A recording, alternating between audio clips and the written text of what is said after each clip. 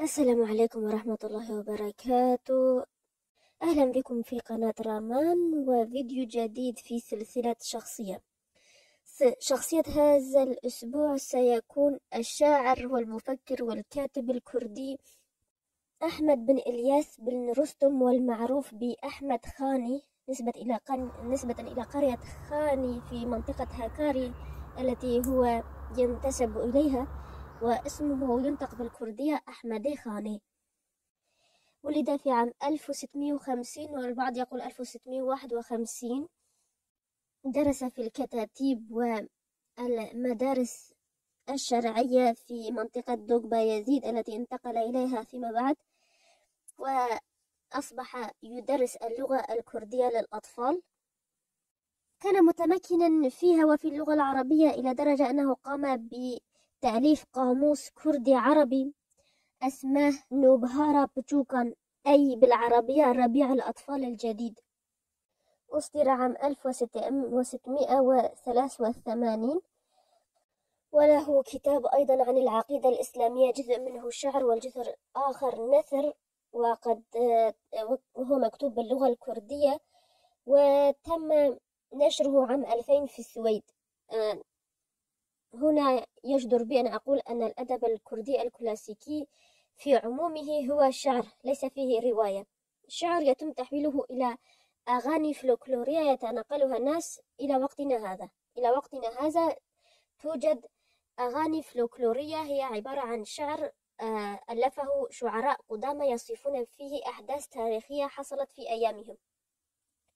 أما كتابه الأشهر الذي عرف به هو قصة ماموزين، تحكي القصة عن زين، أخت حاكم ولاية جزيرة بوطان التي تقع تسمى الجزيرة لأنها تقع بين نهري الدجلة والفرات، ومستشار أخيها الذي يدعى مم.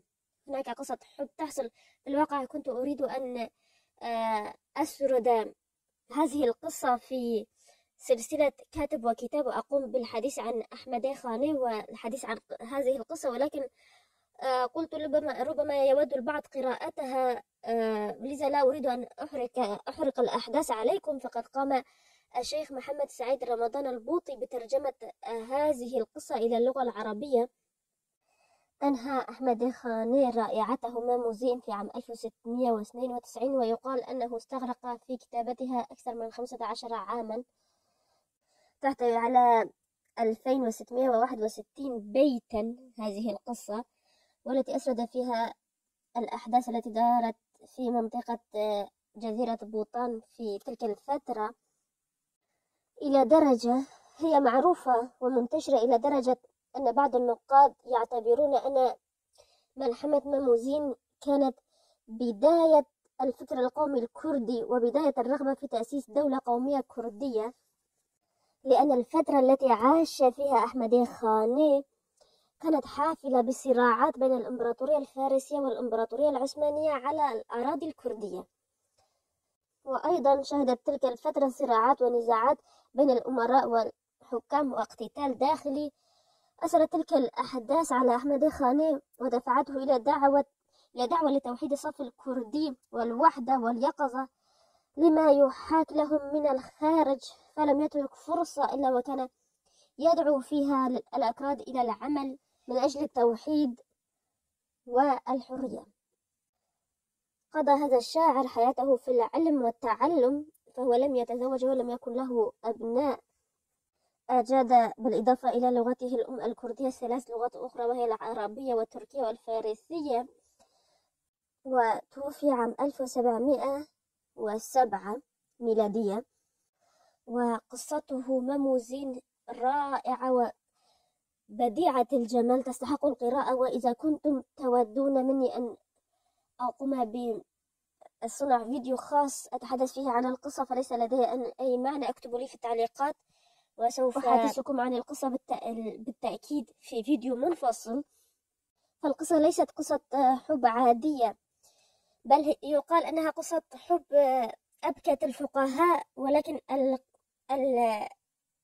الشعر أو الأبيات الشعرية تحكي عن مرحلة تاريخية ممزوجة بقصة حب. وهذا ما يفسر أو هذا ما يجعلها مختلفة بعض الشيء عن قصص الحب العادية الكلاسيكية التي نعرفها. وقبر ماموزين هذه ربما تكون ملاحظة الأخيرة. قبر ماموزين موجود إلى الآن في جزيرة بوطان لمن يريد زيارتها. اكتبوا لي اقتراحاتكم بشأن الفيديوهات المقبلة، وكل الروابط المهمة سوف أتركها في صندوق الوصف وفي أول تعليق. وإلى أن ألقاكم في فيديو جديد، لا تنسوا دائما ابغوا الخير للغير، لأن ما يصيبهم من خير لا ينقص من رزقكم شيئا. والسلام.